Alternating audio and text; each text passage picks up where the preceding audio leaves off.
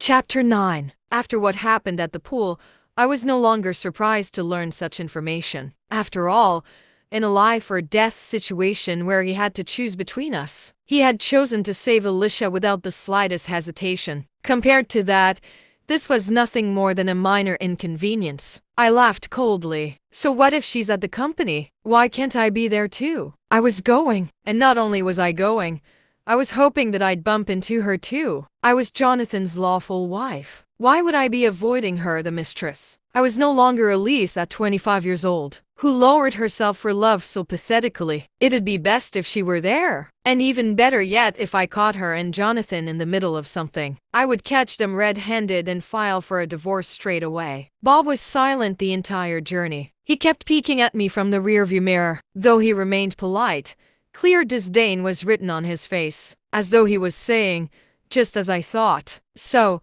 I looked straight back at him and asked, "What is it? Is there something you'd like to say?" As it turned out, Bob did have something to say. He let out a sigh and turned the steering wheel. As he did so, he said, "Mr. Ford is really busy. Miss Sawyer, if you keep causing scenes like this, you're just going to push him further away." He adopted a reprimanding tone. If even an assistant could talk down to me like this, it only went to show just how pitiful my image before Jonathan was. Your suicide attempt alone gave Mr. Ford enough of a headache, and he always had to clean things up for you every time. You created trouble for Miss Zimmer. The more you do that, the more he'd see Miss Zimmer as gentle and considerate. Even if there's nothing between them now, you'll push him right into her arms eventually. I raised a brow and answered aloofly, "Well, get him to divorce me then. I'm not stopping him." Bob shot me a peculiar look. Then, he quickly resumed his well-meaning,